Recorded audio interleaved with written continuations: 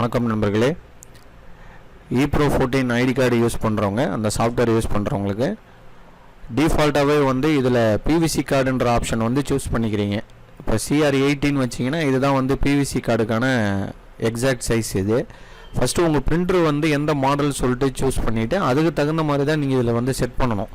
So இதில் வந்து printer செட்டப்பில் உங்களுக்கு ப்ரொஃபைல் நேம்லேயே கொடுத்துருப்பாங்க. மேக்ஸி அப்படின்றது 6x4 6க்கு 4 ஷீட்டு, A4 கொடுத்துருப்பாங்க, ஆஃப் A4 ஒரு ஃபுல் A4 ஆஃபாக மடித்து போடுறது ஆஃப் A4 அதிலே கொடுத்துருப்பாங்க. A4 10ன்றது சிந்தட்டிக் ஷீட் யூஸ் பண்ணி எடுக்கிறது, 10 கார்டு எடுக்கலாம் ஃப்ரண்ட் அண்ட் பேக்கு. CR80 அப்படின்றது உங்களுக்கு வந்து professional card printer, Evolis, XPS printer, அந்த மாதிரி பிரிண்டருக்கெலாம் வந்து நீங்கள் இதை வந்து யூஸ் பண்ணணும். இந்த CR80ன்றதை இப்போ வந்து உங்கள் பிரிண்டர் மாடல் எதுவோ அதை சூஸ் பண்ணிடுறீங்க. செட்டிங் வந்து சேவ் பண்ணிங்கன்னா உங்களுக்கு சேவ் ஆகிடும். இது வந்து நீங்கள் ஃபஸ்ட்டு பண்ண வேண்டிய மெத்தட் இது. ஸோ டிஃபால்ட்டாகவே எனக்கு இந்த ஆப்ஷன் தான் இருக்குது, ஆனால் நான் யூஸ் பண்ணுறது சிந்தட்டிக் ஷீட்டு, நான் போய் பிரிண்ட்டில் போய் பிரிண்ட் கொடுத்தா எனக்கு வந்து வரல, கட் ஆகுது அப்படின்னா அப்போ நம்ம செட் பண்ண ப்ரொஃபைல்லே மிஸ்டேக் இருக்குன்றதை நீங்கள் புரிஞ்சிக்கணும். அப்போ CR18 வச்சிங்கன்னா இதுதான் வந்து எவாலிஸ் பிரிண்டரு, XPS பிரிண்டரு, அந்த மாதிரி பிரிண்டருக்கெலாம் வந்து வரும். எண்டூரா அந்த மாதிரி ப்ரொஃபஷ்னல் கார்டு பிரிண்டருக்கு CR18 கொடுத்துருப்பாங்க. ஓகேங்களா? நீங்கள் யூஸ் பண்ணுறது வந்து இங்க் டேங்க் மாடல் அப்படின்னா மேக்ஸி ஷீட் வச்சுருக்கீங்கன்னா 6x4 6க்கு 4 ஷீட்டு அது மாதிரி வச்சு நீங்கள் எடுக்கணும்.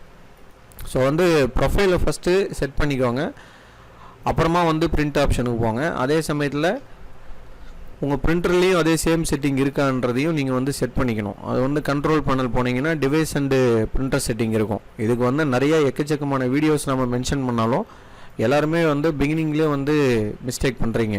ஓகேங்களா? இந்த வியூ டிவைஸ் அண்ட் பிரிண்டர்ஸ் அப்படின்ற ஆப்ஷன் கிளிக் பண்ணதும் உங்களுக்கு அந்த செட்டிங் வந்து லோட் ஆகி வந்துடும்.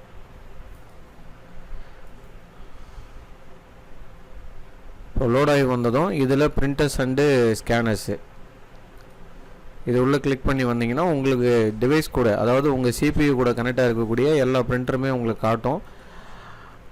அதில் போய்ட்டு உங்களுக்கு பிரிண்டிங் ப்ரிஃபரன்ஸில் போய்ட்டு நீங்கள் உங்கள் பிரிண்டருக்கான செட்டிங்கையும் வந்து அலைன்மெண்ட் பண்ணணும். அதாவது அதோடைய பேப்பர் சைஸ்லாம் எதில் இருக்குதுன்னு பார்க்கணும். சப்போஸ் நீங்கள் வந்து 6x4 எடுக்க போகிறீங்கன்னா இதுலேயும் வந்து 6x4 அப்படின்றத நீங்கள் வந்து மாற்றணும். ஓகேங்களா? A4 எடுக்க போகிறீங்கன்னா A4ன்னு கொடுக்கணும்.